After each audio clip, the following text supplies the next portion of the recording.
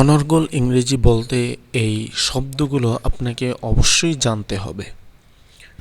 ইট খাওয়া, I eat rice every day, আমি প্রতিদিন ভাত খাই।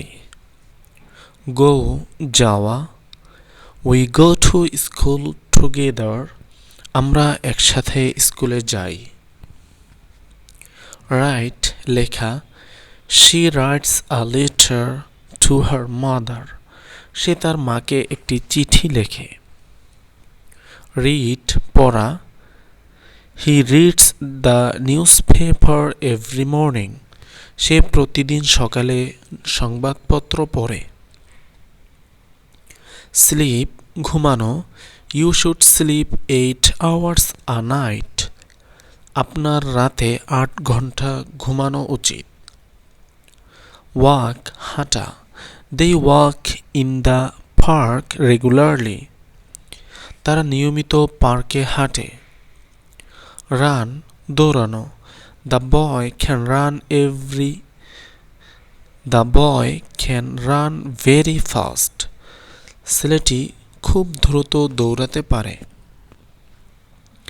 স্পিক কথা বলা, অলওয়েজ স্পিক দ্য ট্রুথ, সব সময় সত্য কথা বলবে। লার্ন শেখা, I want to learn English properly, আমি সঠিকভাবে ইংরেজি শিখতে চাই। ওয়ার্ক কাজ করা, he works in a private company, সে একটি বেসরকারি কোম্পানিতে কাজ করে। ড্রিঙ্ক পান করা, drink plenty of water every day, প্রতিদিন প্রচুর পরিমাণে জল পান করুন।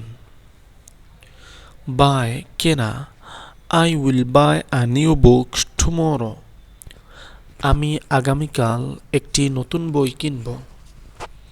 সেল বিক্রি করা, they sell fresh vegetables here, তারা এখানে তাজা শাকসবজি বিক্রি করে।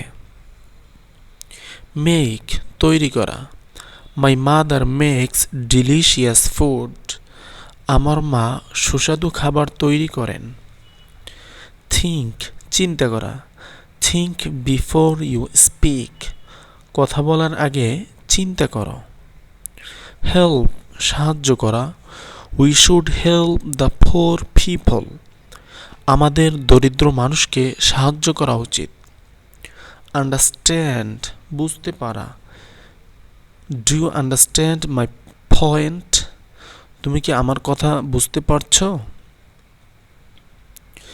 ফরগেট ভুলে যাওয়া, don't forget to lock the door, দরজাটি লক করতে ভুলে যেও না।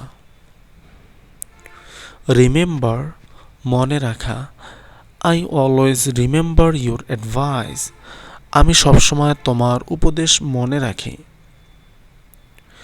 চেঞ্জ পরিবর্তন করা, you need to change your bad habits, তোমার খারাপ অভ্যাসগুলো পরিবর্তন করা দরকার।